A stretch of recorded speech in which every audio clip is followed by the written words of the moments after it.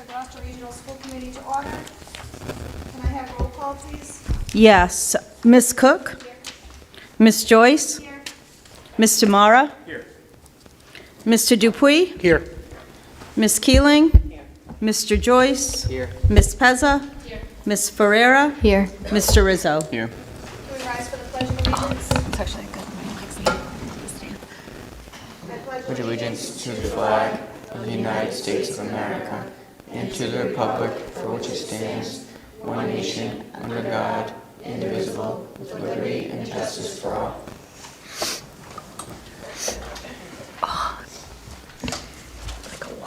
Student and staff recognition. Discussion and/or public action on the following. Approval of meeting minutes. I make a motion to approve the minutes of the open meeting on January 7, 2025. Second. Any discussion? All in favor? Aye. Opposed? Abstentions? Oops.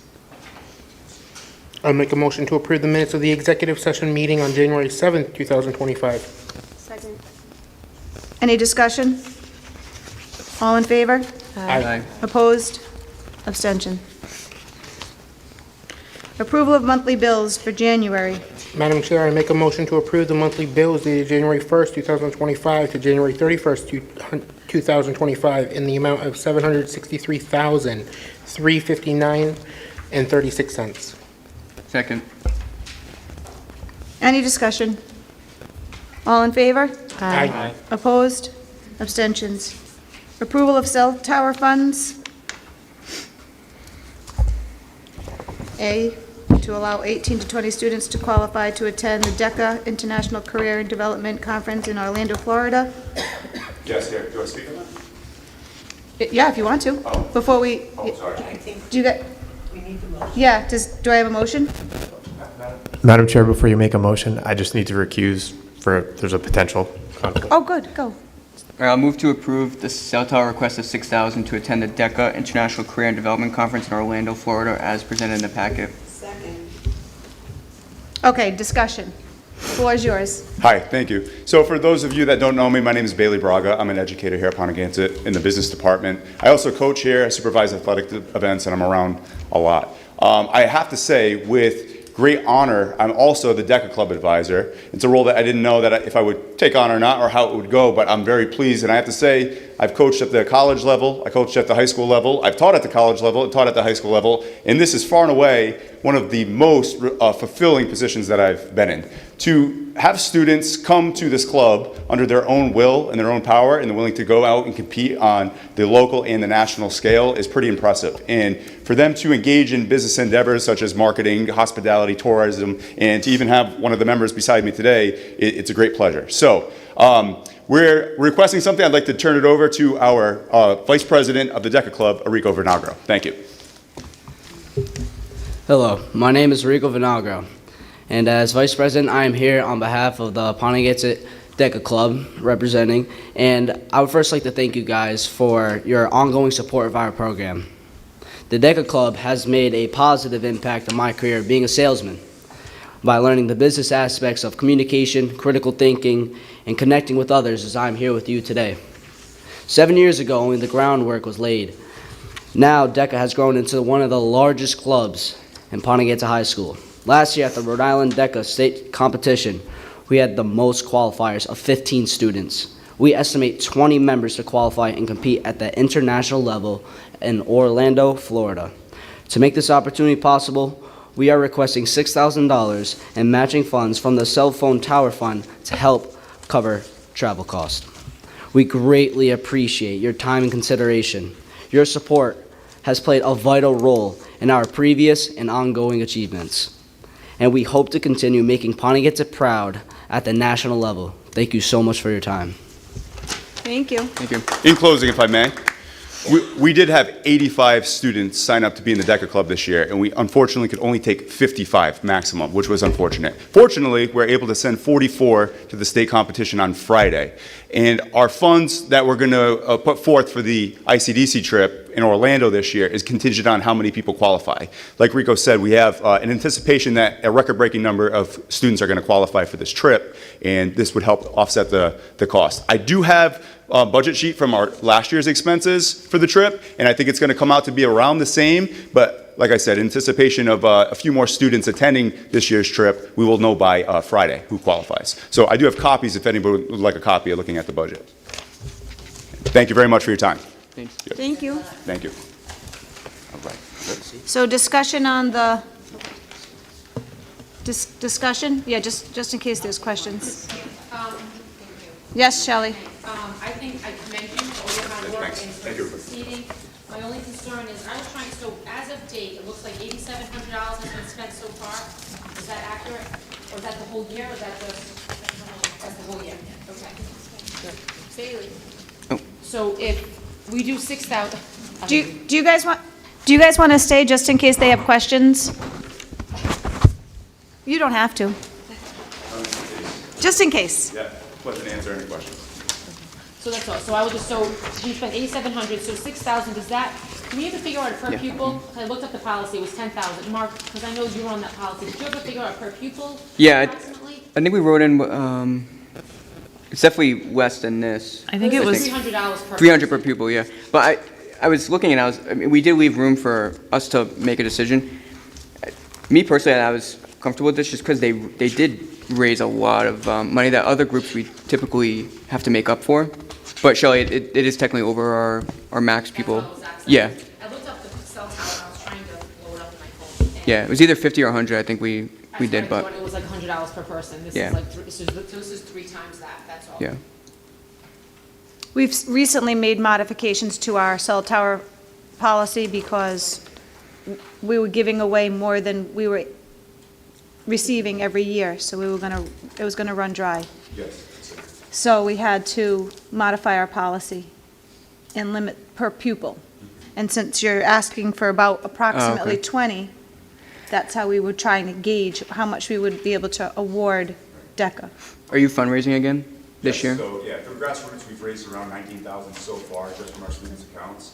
And then in addition to that, the business department also pitches in, so this will just offset any other costs that we have for travel. We do plan on having one more fundraiser in March, and so we can also revise our, our budget sheet as far as what we raise through March. And then we're wrapping up one now with the basketball games coming up. We have a halftime fundraiser that we do. So there's 2 fundraisers in the works coming up before the trip itself. So we'll have some more fun from that. So, do you want to say something? I was just going to add that the policy does allow for you to make different recommendations, or if you see that that you didn't want to stay with the number per student. I would say again, although you don't have an exact number of how many students are going, it is an international competition, and our students do really well there. They represent Pontiac-Gansett, and as was stated, Mr. Braga did a great job of fundraising. They brought a good amount of money to the table for it. So. Could we maybe approve half pending how much they fundraise before the March meeting? Unless you have to pay for something now. So just the state cost, the state competition for Friday, that's the only cost that we have right now, and those are covered. So it's just planning ahead towards April. Okay. Yeah. So I'm comfortable with the 6, but maybe if we do 3 now and then, you don't have to come back, but if we needed more, we could approve the rest. Beth? But that's just my idea. I don't know. I think we should approve. I mean, how often do our kids get to compete? Internationally. And for some group to raise 19,000, there is no group that has come before us. It's not No, I matching agree, yeah. funds, it's... Right. They've done their due diligence, in my opinion. Any other discussion? I agree, Beth. Do you want to stick with, let's just make a motion for this, we have a motion on the floor for the 6. Let's vote and see, we have a second. Any other discussion? All in favor? Aye. Aye. Opposed? Abstentions? All right, there you go. Thank you so much. We Thank you for appreciate it. staying. It'll be Good great luck. news for our Wednesday meeting. Thank you. Good luck. And keep us informed on how well you do. Yes, absolutely. Thank you.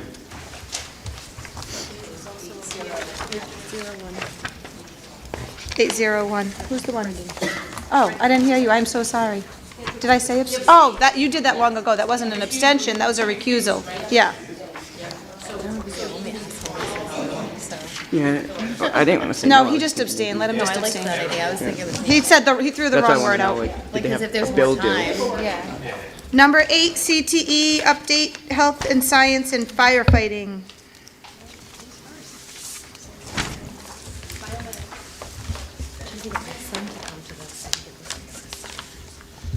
Good evening, everyone. Thank you for asking us to come here and do this presentation. I'm Edward Cotter. I've been a teacher here for a good 25 years and been in this program from the beginning.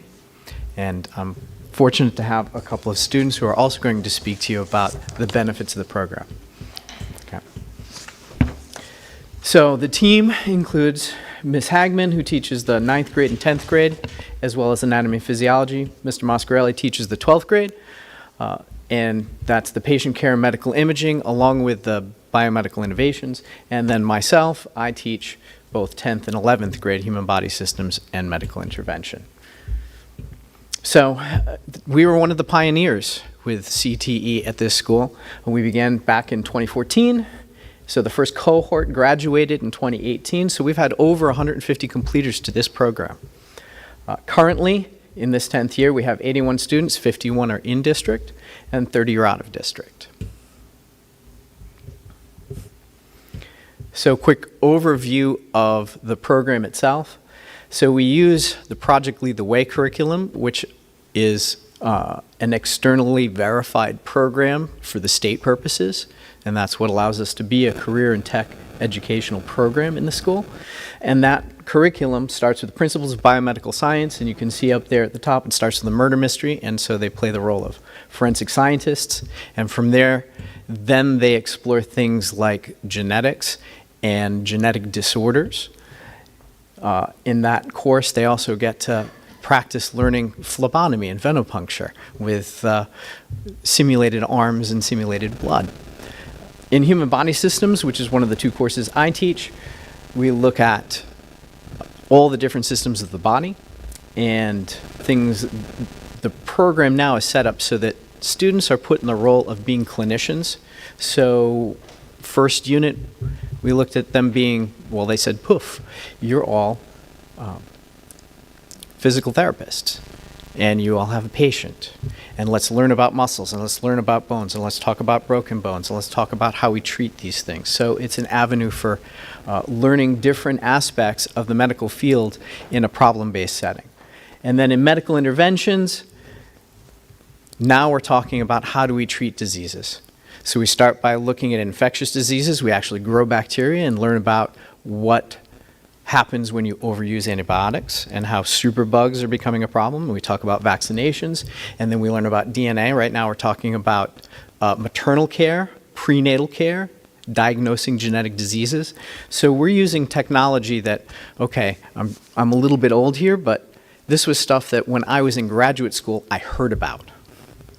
And that's the kind of technology that we are fortunate enough to have here, where we have PCR machines, where we can Xerox DNA. I just did that with my medical intervention students to see if they have a gene to taste a particular chemical, and then analyze it and run it through a gel and do basically a DNA fingerprint.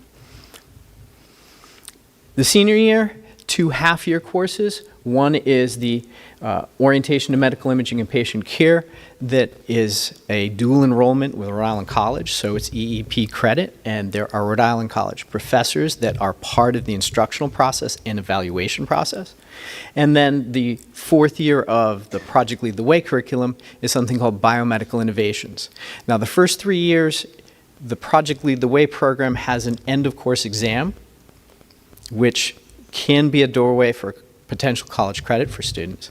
The 4th year is completely problem-based, and it's somewhat choose your adventure. So Mr. Moscarelli has like a menu of choices that students then are able to enter into, and it's all student-driven problems, applying everything they learned from the first 3 years. So some of the additional courses that we strongly recommend and encourage students to take either AP Biology or Honors Biology. The pre-AP Chemistry, which is our honors level chemistry, we offer several levels of anatomy and physiology now, and so there's some honors levels that we recommend, as well as microbiology. our current partnerships. So we have partnered with 3 different institutions. Bryant University has become one of our big partners recently in the past few years. As a matter of fact, on Friday, the 10th and 11th graders are going to Bryant, and they will have an experience in one of their research labs. They will also get to go to the physician assistant simulation lab. Last year when we took them, the students actually got to birth a simulated baby out of a simulated pregnant woman. And so they have these animatronics that the clinicians train on. So they get to see and experience some of these real-world training kinds of experiences. One of our community partners is connected with Brown Health, and so has been a good resource to find individuals for specific pushing it into a particular class for a particular content. And then Rhode Island College is our partner because of the patient care medical imaging course. So at this point, I'd like to introduce Karina and Amanda, who are who's 2 seniors who are going to speak about their experience. Whoever wants to go first. Hi everybody, my name is Karina and I'm a senior. Hi, I'm Amanda and I'm a senior as well. Today we just want to talk about our reflections on being in the biomed pathway. I myself am an out-of-district student from Johnston, where they say that they have CTE programs, but they don't really. And so a big reason why I came to Pontiac was because you guys offered CTE programs, and even though when I came here I didn't really know what I wanted to do, even just signing up for the biomed pathway, it gives you like a structure of what you're going to be doing in high school. And for me, that really helped me think about what I really wanted to do and be a more futuristic thinker when I'm thinking about future plans, like in future careers, and maybe an in-district. So I'm an in-district student, so in middle school we heard about all the pathways and how we would have to be choosing if we wanted to, like one to join and go into. And I think that's very helpful, like at that age, because a lot of people, they'll go into college and they'll choose a major and then they will end up disliking the major. So I feel like getting to choose a pathway in high school kind of sets you up to already figure out like, oh, I like this, or oh, I don't like this, so that when you go to college by that time, you're already like kind of set in stone, like in a pathway, something that you enjoy. So for me personally, I always felt like I wanted to work in the medical field. However, I didn't truly know until I joined the biomed pathway, and through taking these classes, I have learned so much, and I've even found like a career interest. I want to be an eye doctor now that I've learned about it in this program. But in addition to that, I've learned about other career interests that could also be possible for me, because in each of the grade level courses, you will be introduced to so many different career opportunities in biomed, some that are not even just about like being like hands-on with a patient, for example. I have some friends who are very interested in like working in a lab, for example, and not doing something like specifically like being a doctor. So I definitely think this program is super helpful for that, and it wouldn't be possible without like the out-of-district students as well. I feel like most of my class is like about half, if not more, is out of district, and I've made so many friends in the pathway, and we've kind of all become like a close-knit group because we've been together for 4 years. Yeah, and then I also want to touch on like even the content of the courses. Like each year, they're all so different, but like even though you don't really think about it, like being in the senior year class now, like it all mattered, like it all builds up on itself, and you learn like a bunch of different things, and it all comes together to make like a really well-rounded student who knows like a lot about biomedical, like even like surgical stuff that we were learning in human body systems or in the patient care class. Like, and I think a big part of why biomed was, honestly, it has been and is going to probably continue to be a very good experience for me in high school, was that it was able to give us like hands-on work, and like all the field trips that we did, it really showed us like there's not, like what Amanda said, there's not just like, it's not just working in a hospital. Like there's so many different opportunities and like different paths that you could go in within these careers, and so that's really helpful for us. Yeah, some of the things we did specifically that we really enjoyed was we get to do like working with like an ultrasound machine. Like recently, I don't know if you saw before, but we like tried to ultrasound and look for my kidney, and then we were looking for her heart rhythm, and another ultrasound. You can see it right now, which was very cool. We also this year, we got to do safe patient movement, practicing like wheelchair transfers and cart transfers, which was very cool. We got to practice IVs, which was interesting as well. So yeah, there's a lot of opportunity and different things that you can practice. Like some people, they did the IVs and they were like, I do not like this. So it's definitely helpful. All right. I think another part of the biomed program that really helped us with like college applications even was that there are a ton of different like credentials that you can get like through like the CPR credential, and also passing the med-term exam also gives you like a certain like thing that you can say you know what you're talking about. Another different thing was a lot of the like outside of school opportunities. So for instance, both Amanda and I participated in internships and job shadowing. For me, I interned over last summer at Amgen, which is a biotech company, and it was weird because when I got placed at the internship, I wasn't really doing biotech. I was more in like the business supply chain part of it. But even that was just like this eye-opening experience to that even within science, there's that business side to it. And now I know like that's what I want to do in the future. Yeah, and this summer I did an internship at Day Kimball Hospital, which was very interesting. And so I think this is a great opportunity for anybody in the biomed pathway, especially if you have other stuff kind of going on during the summer. I had a job during the summer. I work at a restaurant, and then I also play soccer in the summer. So this is very flexible because like Monday through Friday, you can choose which days you want to go in and volunteer, and it's 8 a.m. to 4 p.m. usually. So a lot of people, they would either go like the same day every week, or they would choose a few days on different weeks. My friend and I specifically, we would go like every Wednesday and Thursday. And there was a lot of different opportunities to explore different departments of the hospital and different careers in the hospital.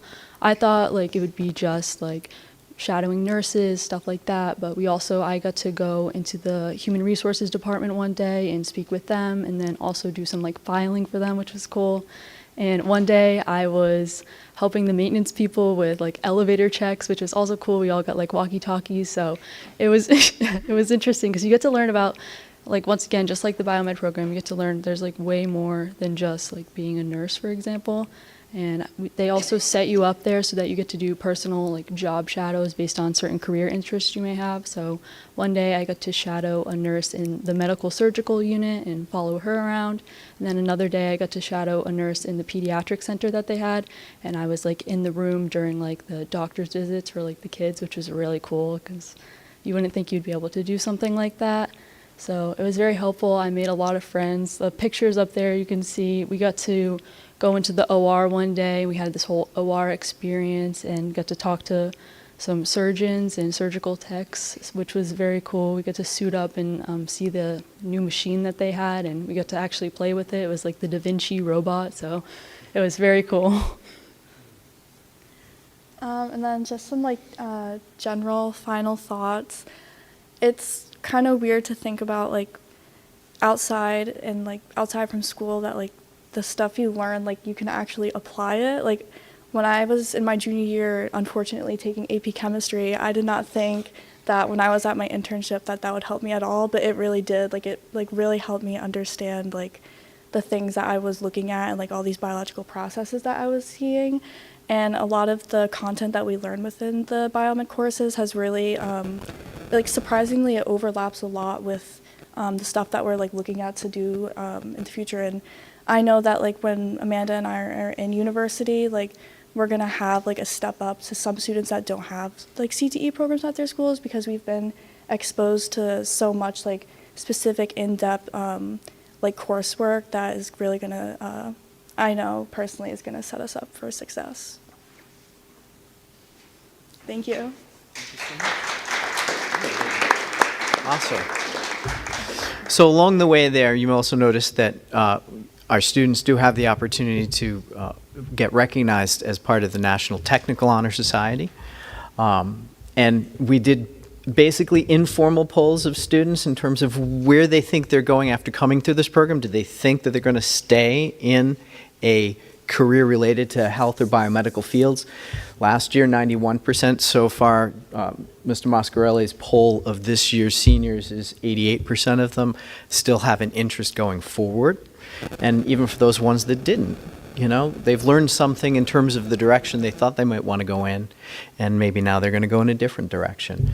So 94% of the students from last year completed the program with all their credentials. 77% of the students completed work-based learning, and you notice we put in a note that we expect that to go up this year and going forward. Biomedical has some challenges for getting those outside experiences. The Day Kimball program was a nice one that came to us a few years ago, or came to our attention a few years ago, and students are now able to access it. But sort of coming out of the COVID experience, at COVID, they were during COVID, post-COVID, there was a lot of resistance to allowing people back in. And there's still even age barriers, because most places want you to be 18 before you come in to volunteer.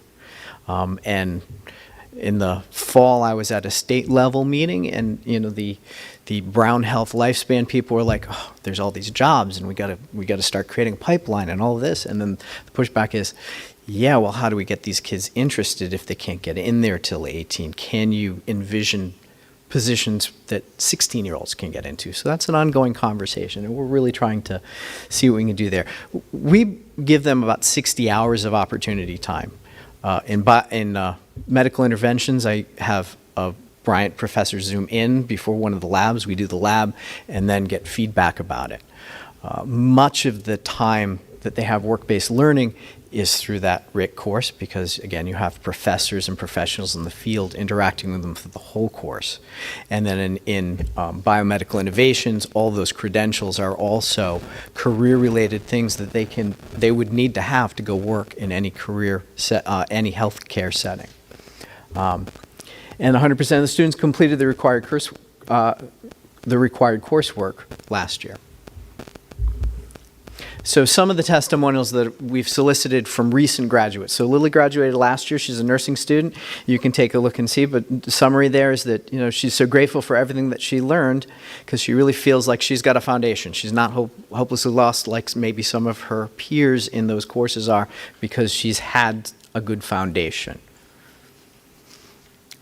Cole graduated in 2019. Now, I remember him as a student. He was really interested in going to medical school. And then he got into college, and he had an opportunity to get into the research side of things. And now he's working with a firm where they're developing ways to deliver genes using viruses to try and address genetic diseases or genetic malfunctions and correct them. So that's really cutting-edge stuff we talk about, and stuff they have a chance to begin to think about and explore, but now he's actually doing it. And then the last one, also from 2019, is Pat graduated, and coming through the PCMI course, became really interested in medical imaging, and he works as a nuclear medicine and CT technologist. So he does PET scans and things like that.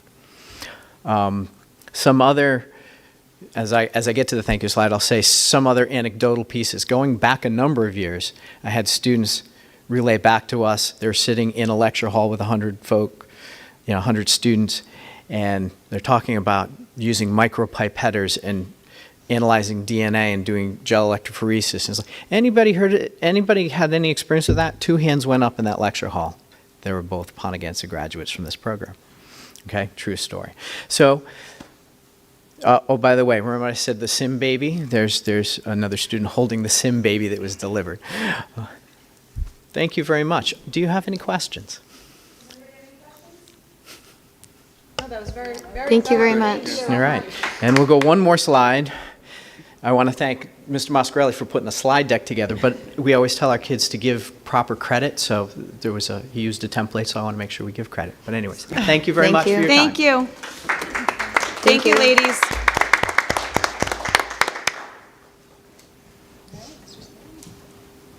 Flames of Freedom.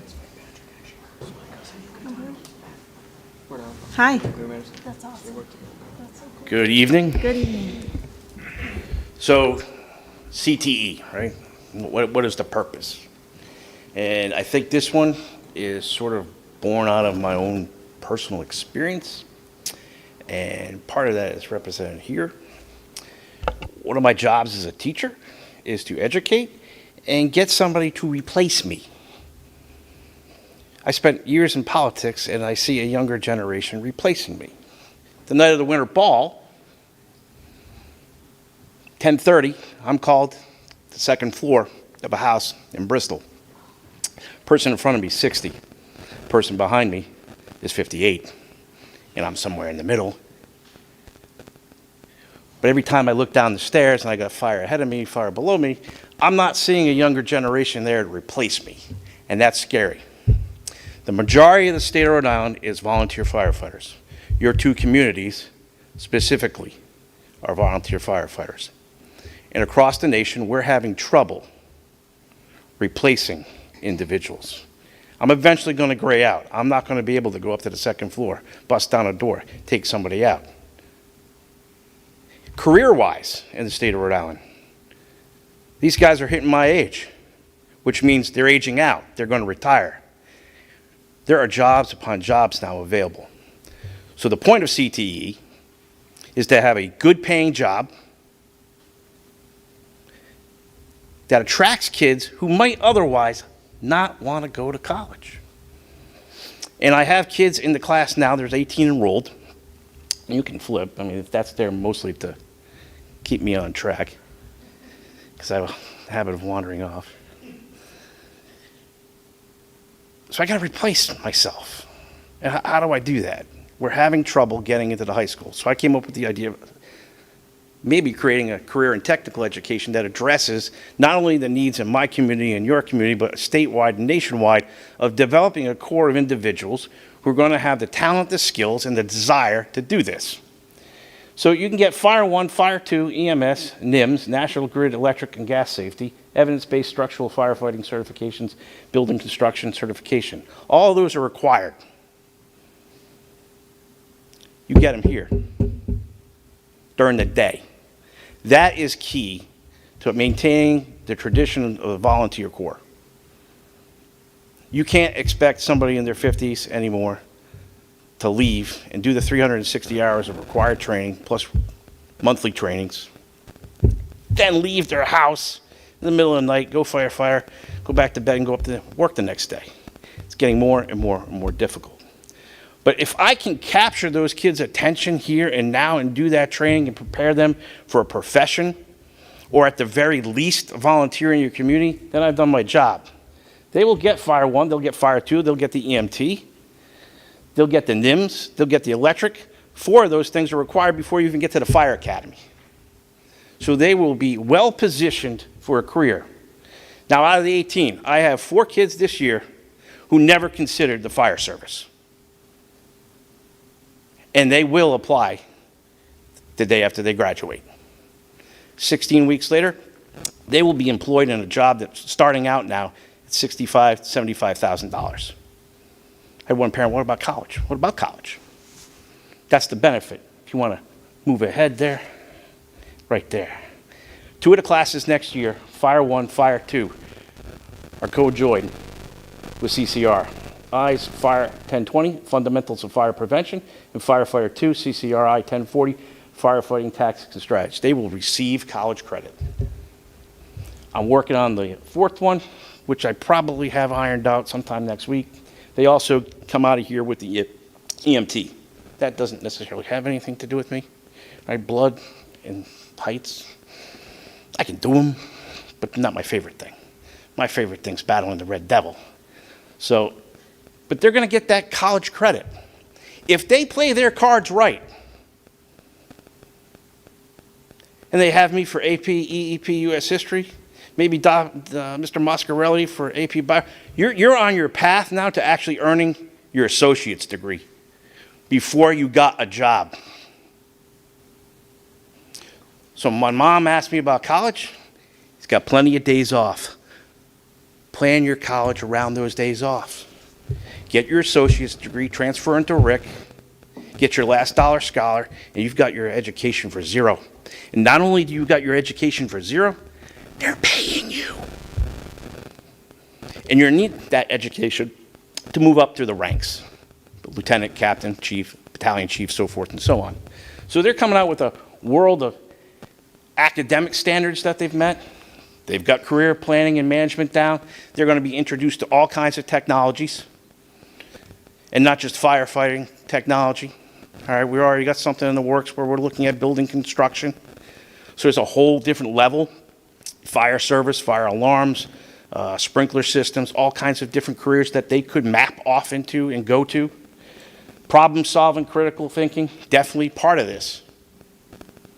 When you show up on scene, the first thing you do is a 360. You got to figure out what resources you need, who's going to the building. Is it even worth the risk to put somebody in that environment? And then when you get to that second floor, you got to make decisions. Maybe your buddy just went down. Do you save the person or do you save your buddy? And that's going to haunt you. There's the book answer, and I tell these kids all the time, there's the book answer. Then there's the real answer. Sorry, Bob, you're going to stay there a little while. I'm saving the baby. But that's the wrong book answer. So that's a critical thinking. So human emotion gets involved in this particular CTE, and that's why I think it's so powerful. Leadership, teamwork. This year alone, I've got individuals that I know that if they go into the fire service, they will be captains or above. They have natural ability. Nick Scuncia is a diamond in the rough. Beatrice Byther, another one.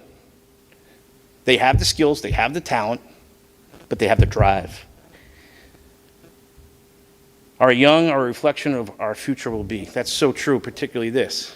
Again, my job is to have somebody replace me. Whether it's in the classroom, whether it's on the officer's seat in the fire engine, or it's up there in the political world, we need a generation to replace us. And here, they're practicing those skills. They're learning their history, their tradition, from one of our partners, Warren Fire Department, Jimmy Souza. We have the esteemed privilege, basically, of being one of the oldest volunteer departments, oldest fire departments in Rhode Island. We have a boatload of information, even if they're not going in there for history. I mean, for the fire service, the history alone that we have been able to maintain and preserve. And he's showing them. We got Beatrice off to the right. She's working on hose. And this is before we started in earnest, right? So now they have equipment. And Chase has just listened to Al Gallinelli go on about what we have in the truck. Now you can. So I got a $100,000 grant from the Champlain Foundation. That's where that particular quote was. That's what got us our equipment. So that $100,000 was able to give boots, bunker pants, coat, helmet, gloves, hand tools, so that each kid could be appropriately dressed and trained.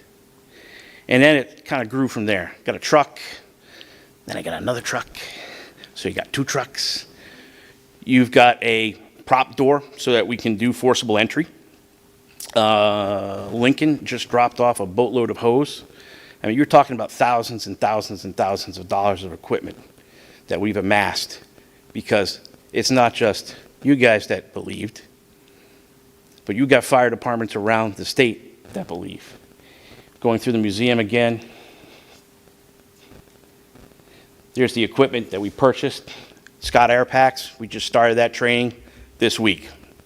The maze is built, we'll put it up, kids will walk through it.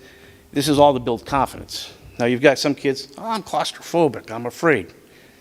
You don't think I'm afraid when I'm on the 2nd floor and things aren't going good and the horns are going off and now we're getting evacuated? I'm terrified. That's natural, it's normal. I expect you to be. That's healthy, because if you're not, we got a problem. Because I got to take what is a lethal situation and try to make it as safe as possible. The whole program is involved in safety. How to safely do everything. That is the core, not only at the Fire Academy and all our partners, but here as well.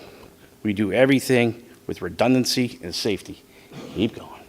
Hose lines, different apparatus that we've acquired. Here's the maze that they go through with entrapments. You can see me to the right there. You wouldn't think I'd fit through a tube, but I do. And here's some of our partners, right? FM Global, Johnson Controls, who designs sprinkler systems, FM Global, major insurance. They blow stuff up. They get to watch. They get to study. We went to the airport. It's a whole different type of firefighting. Now, truth be told, they don't do a whole lot. They depend a lot on work. They'll tell you that. But when the plane drops, it's time to go to work. And that's what they learn.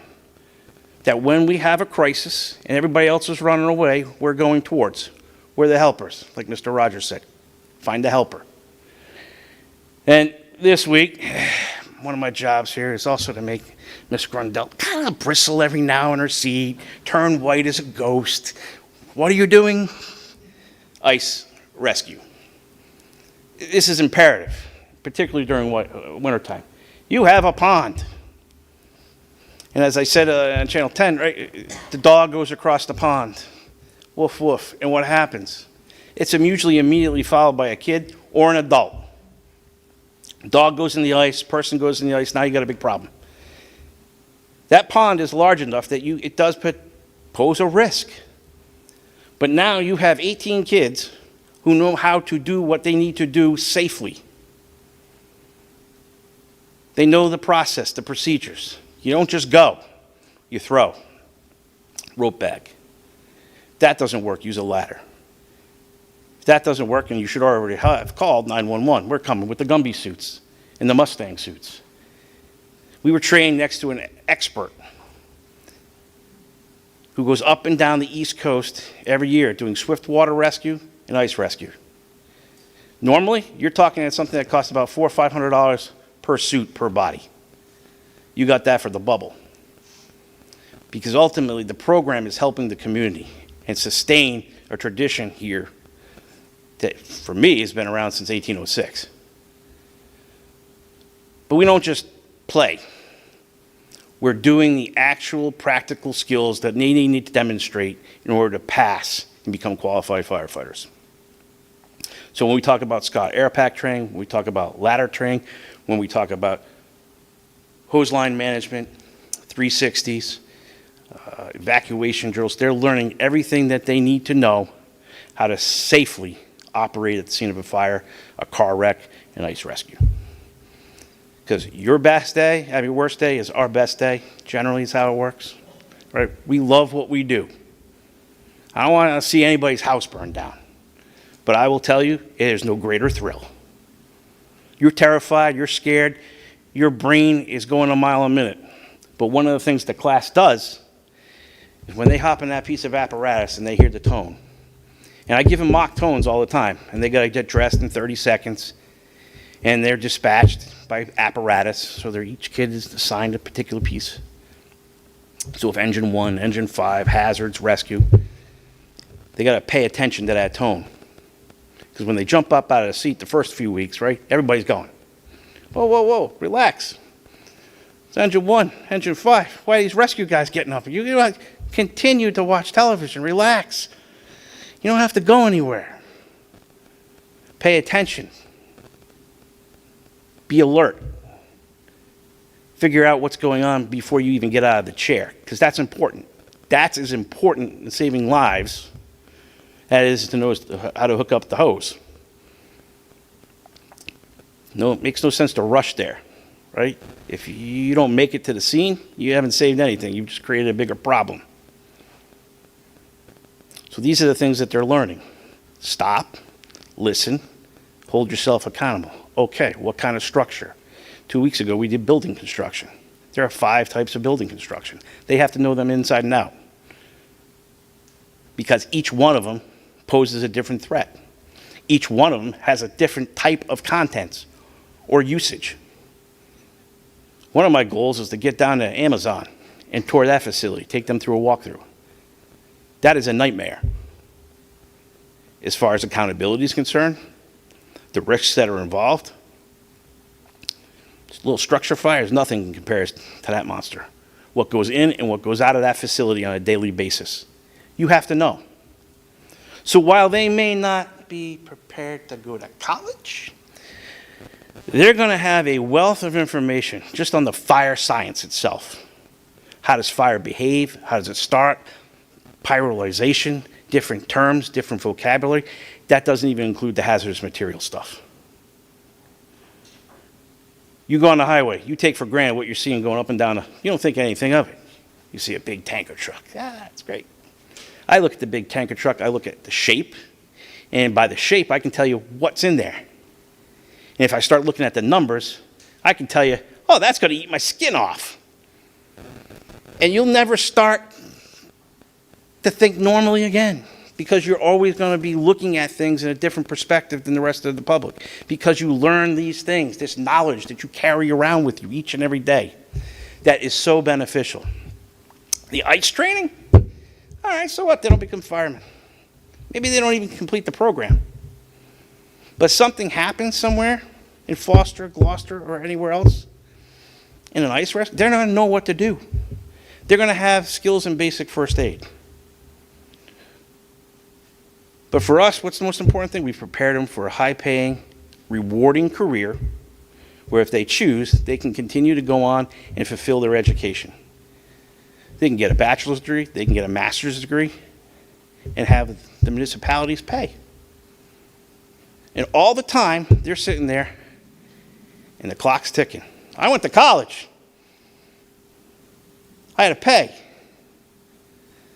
They're going to go to a job, they're going to get to college for free, and they're going to get paid.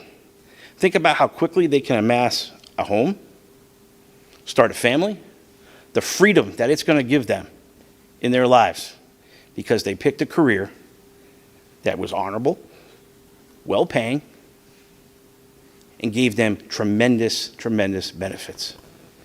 And I'm not just talking the OPEBs, like retirement. I'm talking the stuff that's inside. Every day you go and you help somebody. Every day. Little, big. Every day is different. Every day in class is different. Some kids struggle with the air pack at first. That's okay. Because the one thing that this program values overall is mistakes.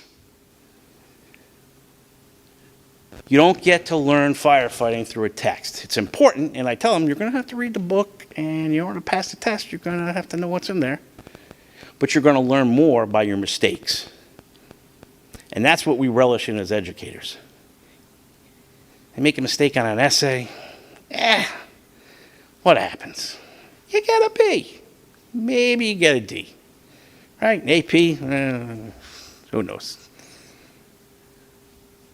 But in real life, you make a mistake, somebody dies. Somebody gets seriously hurt. So we get our mistakes out of the way through this program to ensure high quality, very committed individuals to a profession, next to teaching, is probably the greatest one in the world, with free time that they can go off and develop themselves completely and fully. I think that's all I got for you. Any questions? Thank you so much. You're very welcome. Thank you. Very welcome. Great presentation. It makes me proud. So passionate. Well, it's personal, right? That's awesome. I mean, it's a true story. I looked there, and okay, I got out Gallinella, and he's getting on in years. I need somebody good. else to replace me. I mean, I can't do this forever. Yeah. I have a question. So do any of the students end up working for the volunteer fire department in So I town? got two that are already in Smithfield. I got one that's at Chepachet. Because I just know that they traditionally don't get enough support, so it'd be a nice No, little- and that's where we gave birth to it. Because we Yeah. were struggling to Yeah. try to figure out how, we're very good at going to elementary school and doing the fire prevention thing and stop, drop, and roll and have a meeting area. And then somehow along the way, in middle school, our contact is sort of lost. I mean, we do the weenie roasts and all that, and the kids come out and they play with the apparatus. But my middle school is gone. You know, when I was growing up, you were a Boy Scout, and then the natural progression was the volunteer fire service, because you were old enough. I mean, I've been doing it for 35 years. So like I said, I need people. You know, in Bristol on last Saturday, we showed up. Now we're a town away. They had 10 guys, and this thing's cranking. So they're relying on their neighbors. Swansea's the same way. You know, Portsmouth is paid. They came in. But Portsmouth calls us all the time. Tiverton's paid. They call us all the time. I mean, I've been almost every town in the state for mutual aid at this point. So when the chips are down, you need somebody. You want somebody who's trained. You know, and to our benefit in Chepachet and South Foster, we've partnered with all these guys. Do you ever ask, you know, you professional? You don't care. Put the water on the house. Save my house. You know, even that, there's this idea that, you know, we race in there and we knock things down. Well, there's a purpose to it. And I'm very much, don't break the window if you don't have to. Open it, right? Take your time. But in the old days, I mean, clear the bureau with the axe, smash the windows, right? We don't do that anymore, right? Because of the training. You know, there is a research scientific approach that they take to now to firefighting, how fire behaves, and the fires that I fought when I started are not the same fires they are today. The fires then were wood, cotton mattresses. My first fire was a pair of shorts, flip-flops, and a t-shirt. You don't do that anymore. You can't do that anymore. You have to wear the equipment. You have to wear the air pack, even in overhaul, because all those materials are petroleum-based, they're off-gassing, and they can kill you.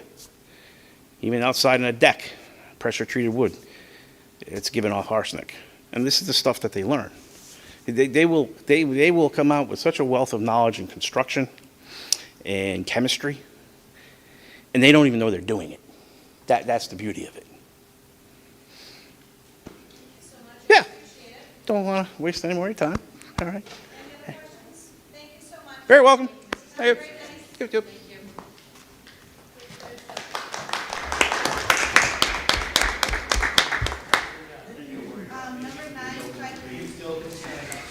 Number 9, finance update, budget, and finance.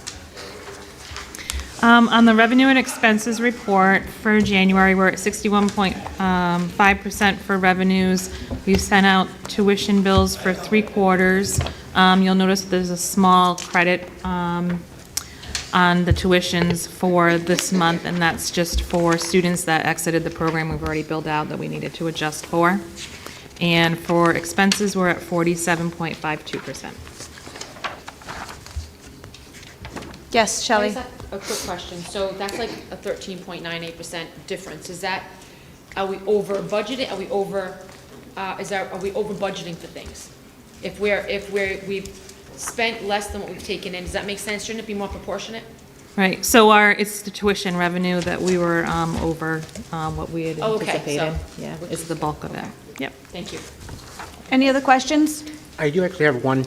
Since I was not at the last meeting, did we ever get the audit, or did that ever get sent out, or? Yep, so that's on my list, so the audit will be sent out tomorrow. It'll be emailed out to all of Okay, you tomorrow. Perfect, thank you.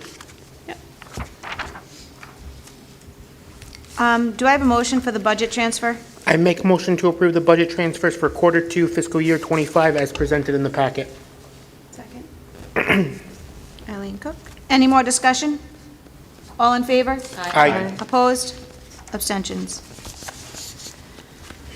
And then for the budget that you have in your packet, there were no changes to the numbers. We just had changed some formatting on there. Can I ask a question, if you don't mind? Yes, Shelley. Renee, you mentioned, I just want to make sure, so I know that we talked about cost sharing last month with the MOU.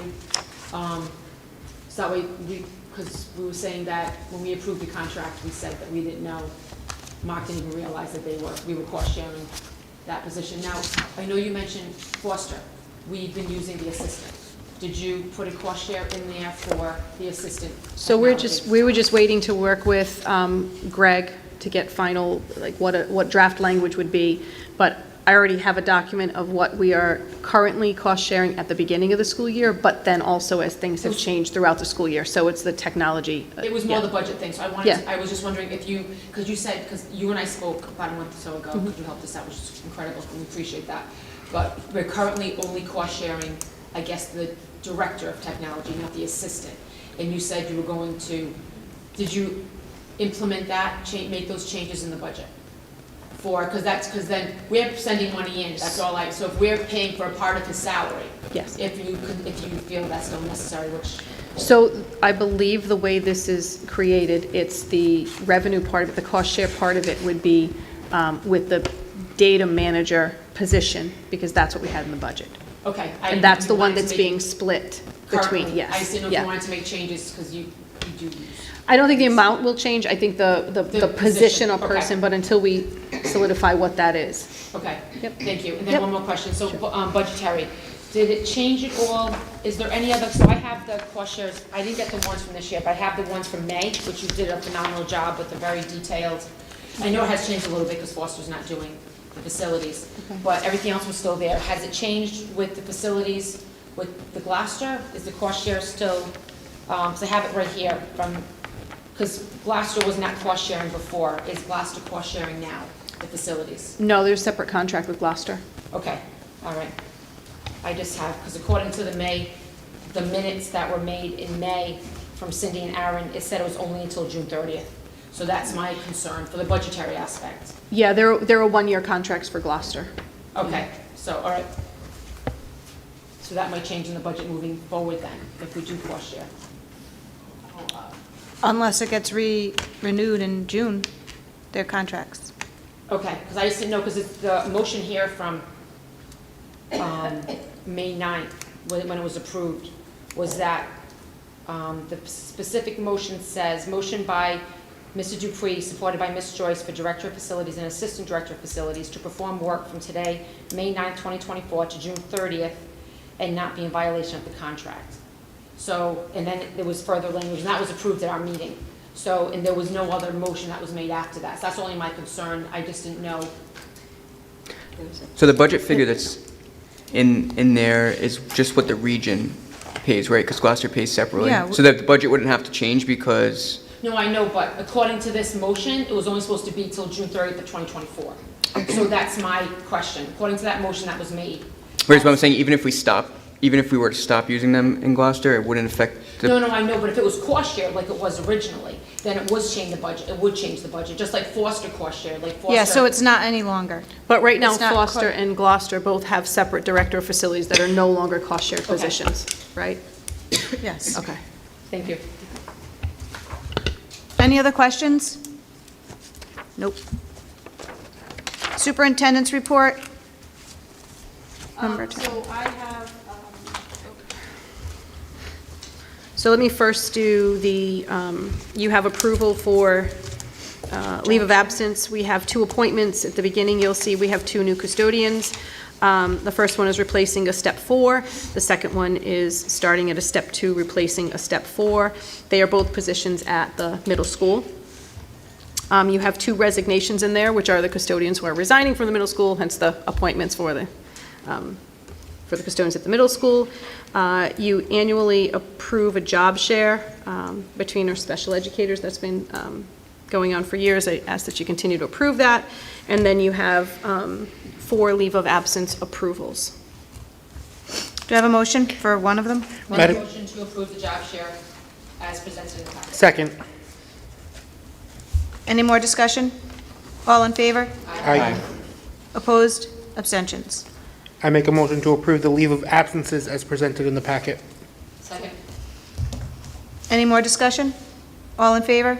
Aye. Opposed? Abstentions? 9-0. Last one. Oh, next is the curriculum. Oh, before that, if I can just, before you jump into the curriculum, because it's part of it in here, is based on my superintendent's report, I give you updates on personnel, activities, and curriculum.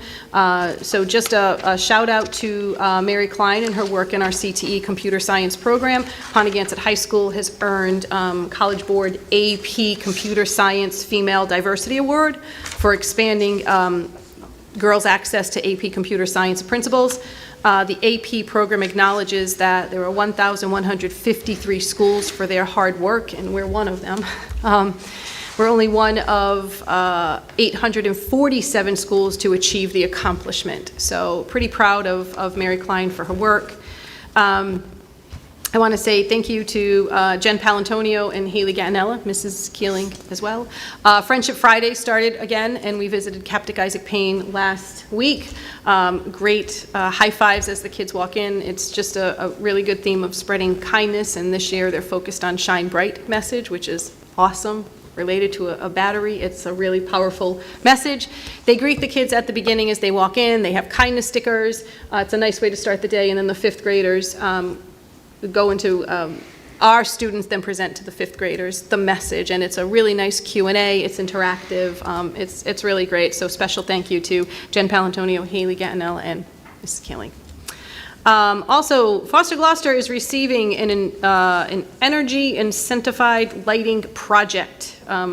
We're going to get funds for this. Not entirely sure how much, but it's going to be a good amount. And I want to thank Steve. He's been working through this, I want to say, probably about a year. Pretty persistent with the people who had said, hey, there's money out there. And he keeps going back. And we finally got a pretty solid, yes, it's coming, just waiting on the amount, and so it'll allow us to have like electrical upgrades for efficiency, and so we're pretty excited about that. I appreciate your efforts in securing the money, more to come.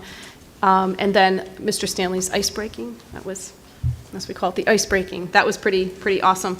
Just to let you know that the Women in STEM conference, so our Gongoliers, last year they did Women in STEM at the middle school. This year, instead of doing the same grade level, they've reached out to 5th to 5th grade. So we have all 3 elementary schools, West Gloucester, Fogarty, and Isaac Payne. And those students are coming to the middle school, facilitated by our high school students. So pretty excited about that. That's February 13th from 9 to 1. We started scheduling for both schools. So our 8th grade students visited the high school on Monday. They had CTE tours, they had information by the teachers, and then they went to the assembly, and they had a Q&A from our students. It's always great when you hear from kids, right? So Ms. Sarkis and Ms. Dion organized and facilitated the event. It was good, a good day. And then I just wanted to say that for PD and planning, we had two teams that went to RIDE's LEA accountability planning. If you remember last month, I presented on the accountability report, and then the Department of Education offered an opportunity for districts to come with their teams and start the planning for our school improvement plan and strategic plans. We had 2 teams. We had one from Gloucester, and we had one from Foster-Gloucester. Amanda attended that with me, as did Pat Marcotte and Chris LeBlanc.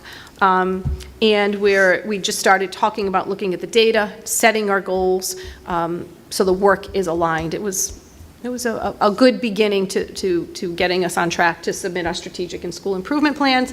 And then just a reminder that last Friday we had a PD day. You all approved that in the calendar, so we appreciate that. It was our 2nd PD day, focused on the science of reading, the implementation of the science of reading. It was a really great cross-curricular collaborative work. I will definitely say that we are at a point where reading and writing is not just expected to be taught by English teachers. We have a culture right now where we are teachers of literacy.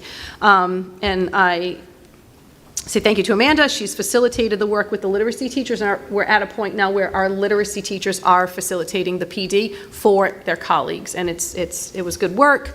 To add to that, I just want to acknowledge that we have some cross-district work going on. Amanda and I met with Jill for Gloucester's instructional coordinator to organize the PD day around similar work for improving their LEA scores, and my hope is to include Isaac Payne as well.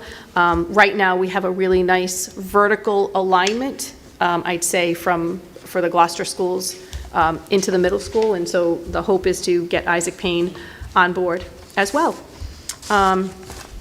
And as I talk about all that work, that leads me to the approval of the curriculum.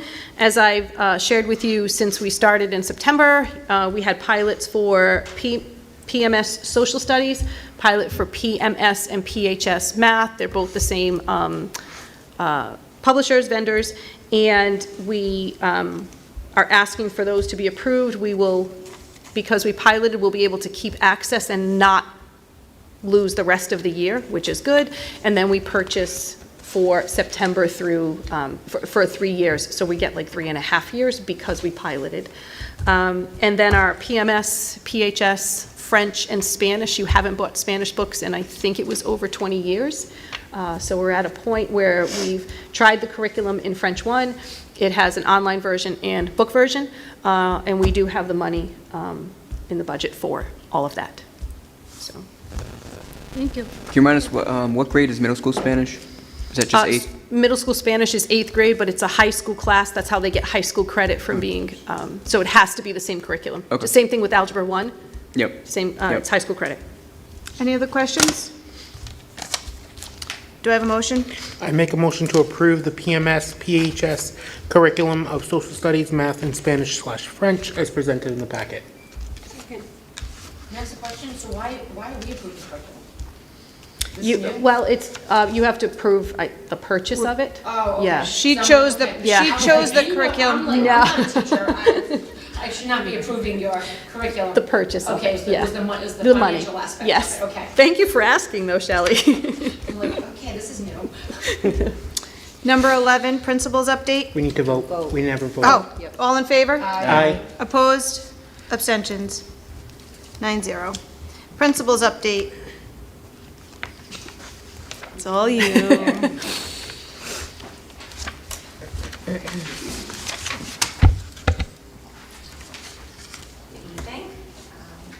I'll provide the principal's update for the high school. Just want to push the button. Push the button. Okay, there we go. I will provide the principal's update for the high school. As you can see in your packet, I have 4 main points that I'd like to touch upon. Dr. Palazzo did speak a little bit about our RIDE PD that took place on Friday. I did organize that with the literacy specialists. I did work with the elementary schools right up through the high school literacy specialist and curriculum coordinator to work on scaffolding. At the elementary level, they worked on writing. That's the work we've been doing at the high school. So we're starting to work on that at the elementary level. The middle school and high school worked on scaffolding across all content areas. So really working on not lowering the standard in the classroom, but building scaffolds so that all students can reach the standard. And then all teachers of all content areas had the opportunity to meet with our literacy specialists and bring an assignment that they felt maybe some students were struggling with, and get one-on-one help from the literacy specialists to build scaffolds for any struggling students within their classroom. They were up in room 248, and many teachers went up and saw them and received help on building scaffolds. At the end of the day, I did ask teachers to submit scaffolds that they built for various assignments into a Google folder. The Google folder was full of awesome work that the teachers did throughout that day. So that was our focus for our PD day on Friday. The second topic I'd like to talk about is 3 specific data points. So I've been principal for 3 years now, and every year at the mid-year point, I have Dave pull data points for me just to make sure that what I'm doing, what I'm implementing with my admin team is working to move us in the right direction. I'm happy to say going into my 3rd year, we've seen some really great improvements with some of the strategies and plans that we've put in place. Our tardy data has seen a 50% reduction in monthly tardies, so our students are coming to school on time. Our attendance data has improved. On average, 92% of students are present this year versus last year, which was 90% of our students. And this one I'm very proud of. We saw a little over a 50% reduction in student conduct-related referral infractions from last year. So if I saw that you all got your visitors badges, so if you were to come into the high school at any time and walk through the hallways, you will see that the hallways are nice and clear. Students are in classes. Teachers are reporting that students are engaged in learning and behavior.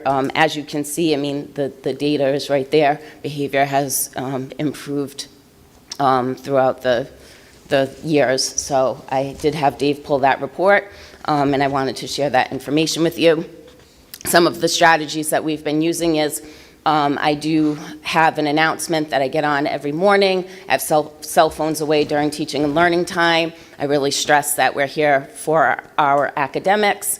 So just really driving that point across, really working with teachers to be outside their doors in between class periods.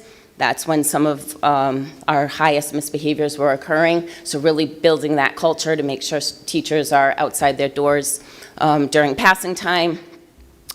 As an admin team, we really set a schedule to make sure that one of us is always visible throughout the day. So really working on that. And some various other structures, particularly with our attendance, working with our social worker and setting up plans for our kids that maybe struggled getting to school on time or getting to school altogether. So we really put a lot of work in on these 3 topics, and I'm really proud of the results. The next piece of information I would like to share with you is our student assistant counselor, Allison DiPatrillo. She had arranged for a program to come to the high school called Excuse Yourself. We did this right before the winter ball, and it was about teaching refusal skills. We had a presenter come in teaching refusal skills on how to avoid getting into a car with an impaired driver, educate on how drugs and alcohol can impair a driver, teach 3 ways to get out of a situation, avoid, excuse yourself, or tell a trusted adult, and prepare students on how to keep themselves safe. That presenter came in, talked to our student body. Very happy to report we had an excellent winter ball. No issues whatsoever. All the kids had a great and safe time. So that was a very effective assembly.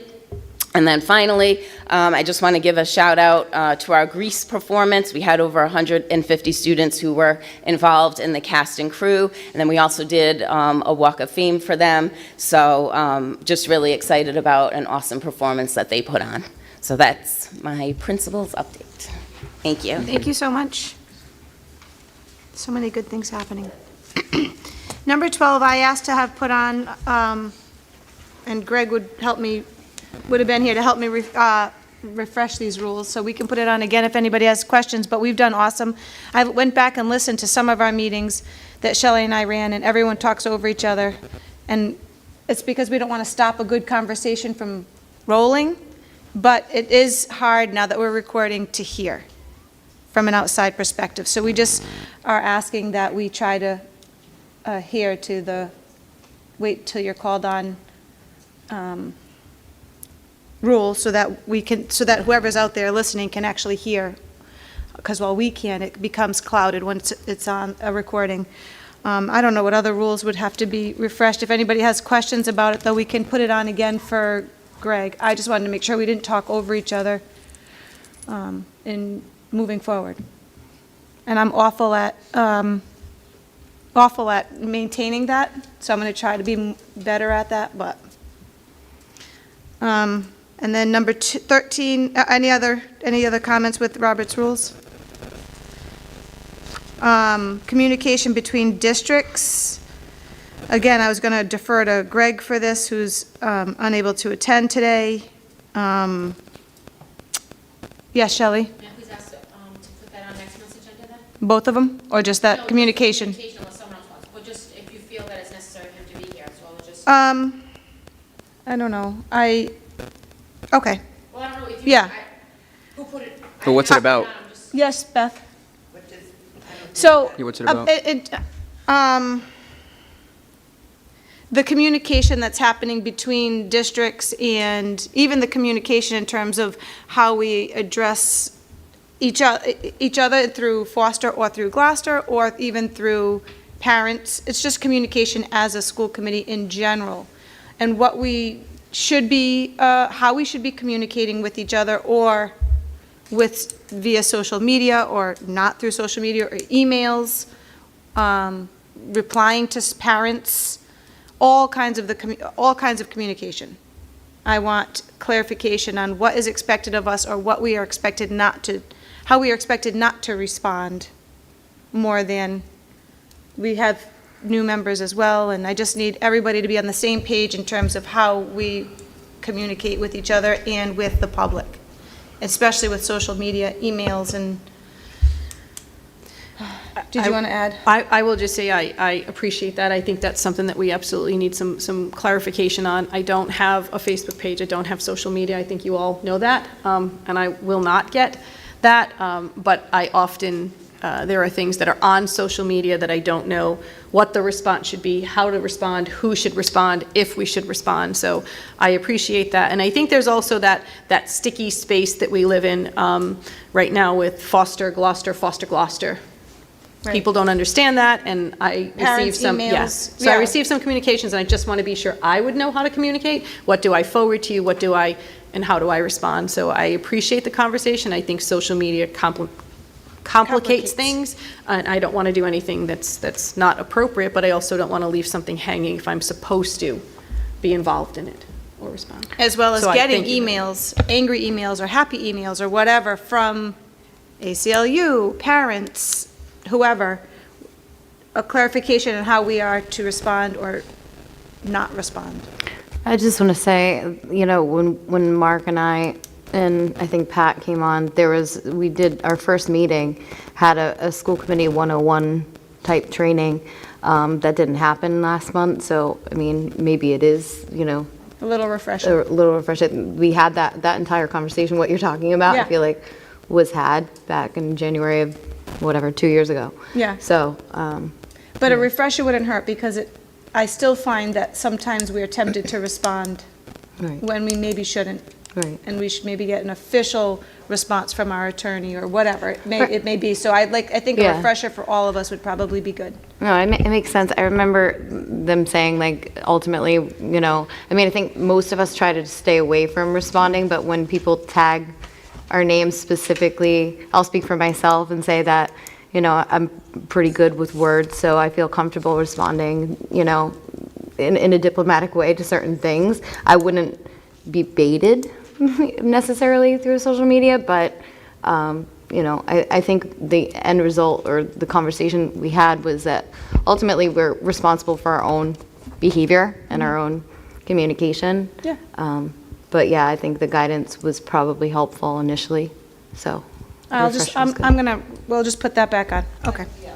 I did go to the last school committee 101 meeting. If anybody wants a slideshow, I do have it, I can forward it to whoever. Yeah, I think she sent it to me too, like the recordings or something. I don't know if everybody probably got that.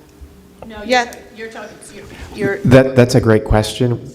If people aren't on that email list, Right. they wouldn't know they didn't get it. So Right, that's if true. we should confirm that everyone's on the RISC distribution list so they get that information and a schedule of upcoming trainings too, which could be of value.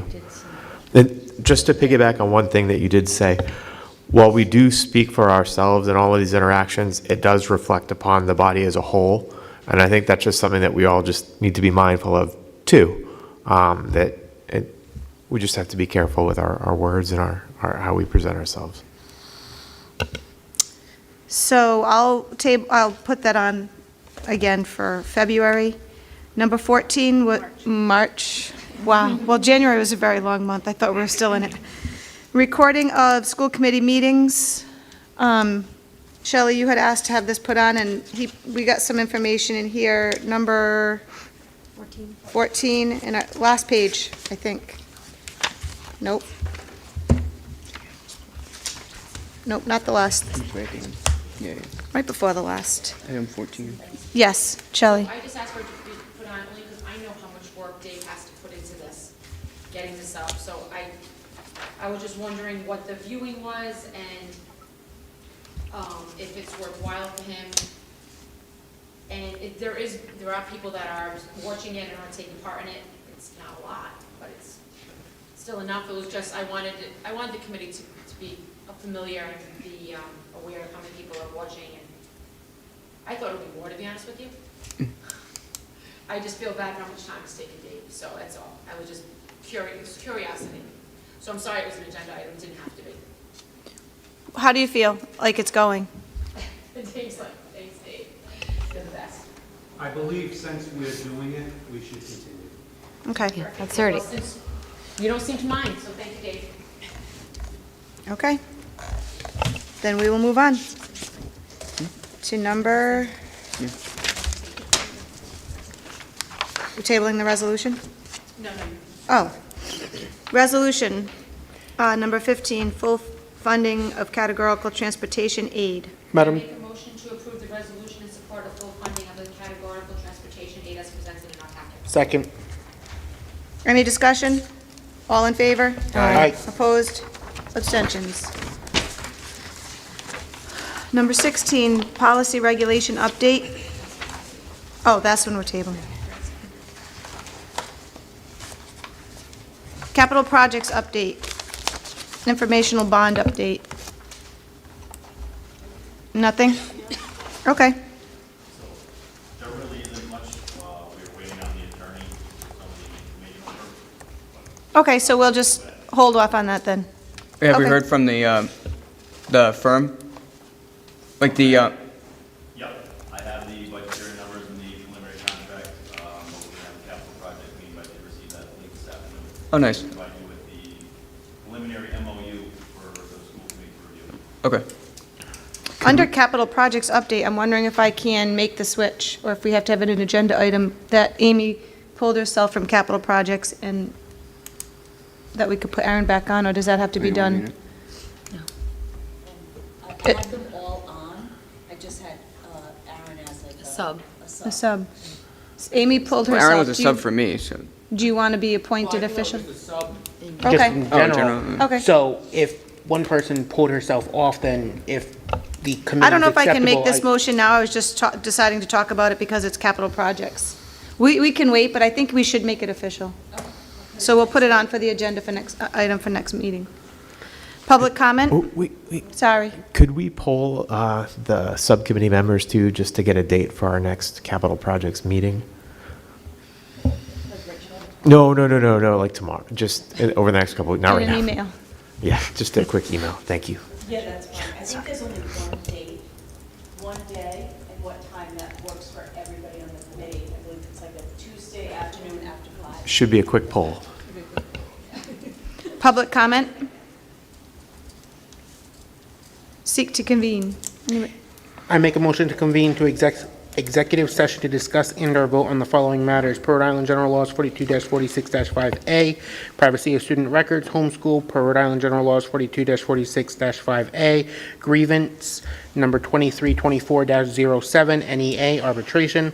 Number C, per Rhode Island General Law 42-46-5A, pending litigation/legal advice regarding the Northwest Regional Special Education. Second. Well, oh, we go right there.